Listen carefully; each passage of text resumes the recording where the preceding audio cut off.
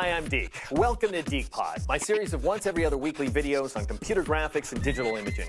This is my chance to rattle your creative cage without anyone looking over my shoulder saying, "You can't say that," or "We can't print that image." I hate it when people stifle my artistic vision, man. Jerks. Today's episode, 60 Space Siren, in which I show you how to take a perfectly reasonable-looking woman and turn her into the object of unmitigated, largely unrequited, tingly space love. This technique works for dudes, too. Monkeys, lab rats, space aliens. But just because it's equal opportunity doesn't mean it's easy. This is advanced Photoshop, people. Try to keep up.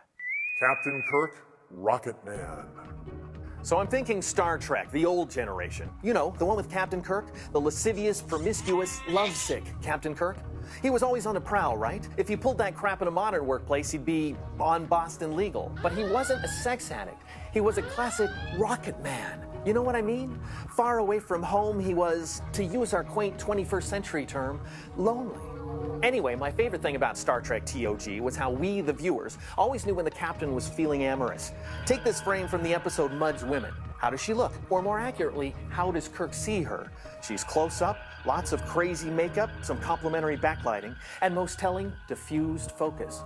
The very next cut, it's all gone. No more close-up, no more backlighting, no more diffusion, but the yearning, that palpable sense of thirst. You know, unresolved sexual tension. Because let's face it, here's the irony. Kirk never gets farther than a big, dry, closed-mouth smooch.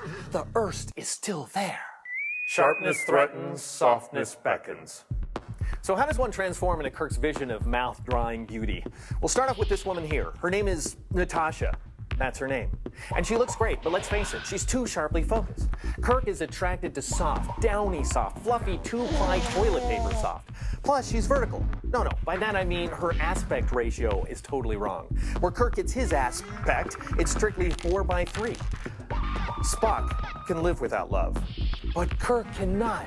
His personal life is a series of unfulfilled trysts, which is why he's so fortunate to have me, because I, in turn, have Photoshop. The gradual Gaussian transformation. The first step is to crop the image for a tight shot, and of course fit it into the 4:3 format of retro TV. Like this here. See, just getting close, the photo is already more intimate. You people who are thinking of photographing other people, do that, people. Get close. Now for the diffused focus. They used to do that with Vaseline or a nylon stocking stretched over the lens, but Vaseline and nylon, I don't know, that's more Nurse Chapel than Kirk. So we'll use Gaussian blur. Copy her to a new layer, give her 20 pixels, then set the layer to overlay. Smooths her out. This photo would absolutely delight Chekhov. But really, who gives a shit about Chekhov? Dude can't even say vessel.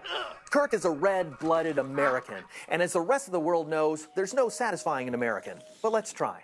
I'll start with her eyes. New layer, paint some white, set it to overlay, back off the opacity. Wow, those are piercing. She can see right into you. Now that wrinkle there, it should come out. Not the under eye crease, you want that. Creases are good. I'm talking the wrinkle. Select a general area, copy all the layers, paste, blur it a little, alt-click here to mask it away, then paint inside the mask with white to hide the wrinkle. If you think you've gone too far, as you damn well should because you have, take down the opacity. Kirk doesn't want to work too hard. He's got a ship to fly. So let's make this efficient. Put her right there in the captain's personal quarters. First, I'll set up a lavender background. Believe it or not, that's Kirk's color. He's so manly, so utterly brimming with heroic confidence.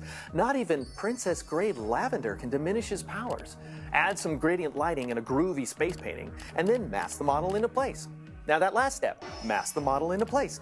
That's actually fairly difficult. Don't be thinking you're going to get this with the magic wand. Masking is its own specialized art form. If you're curious, go to deke.com. Now let's really start glamming it up. We're talking eyeshadow, lavender eyeshadow. It's so granimals. What the heck, some otherworldly lavender eyes to match. Lipstick, something frosty, and add a highlight. Yow, makes me want to go roller skating. The Starship Enterprise is just teeming with vivid primary colored backlighting. It's like they've really honed their ginormous lava lamp technology. So let's grab a shade of red and paint a new layer, back off the opacity, mask it. Let's not involve that earring. Hot, futuristic people of the 60s, they weren't big on the natural hair look. Stray strands were a turnoff. Think Ronald Reagan. So let's throw these layers into a group and mask away some of the random stuff. I'd call that a coif. This may surprise you, but we still need more blur. And this blur, it's internal. It actually happens inside the captain's head, his throbbing, love-addled head. Let's throw everything we've done so far into a smart object, then apply Gaussian blur, yet again, big radius, and take the opacity way down. Finally, let's time travel to the bygone days of classic television by adding a layer of film grain. Captain, it's time to boldly go where you in particular have gone so many times before. Another big, dry, closed-mouth, G-rated star smooch. Conclusion. Check out the difference. This is Natasha, this is the Muds woman, this is the modern-day blend between the two. So what's the takeaway? Over and over again, we were, what? Diffusing the focus. Got a portrait that needs help? Need to soften away some of the more ghastly details? A little bit of Gaussian blur applied a few different ways, you saw how, makes a huge difference. It removes the rigors of age without taking away any of the wisdom. If you want to see how the comp was put together, check out my personal site, dekePod. And if you're interested in masking, as in, and then mask the model into place, I have more than 30 hours of video, no joke, 30 hours on that very topic at lynda.com/deke. And I have a new one-on-one book on channels and masks, which you can learn about at deke.o'reilly.com. In the meantime, stay tuned for more videos. I have lots more quadrotriticale grain to feed your eager tribble here at dekePod.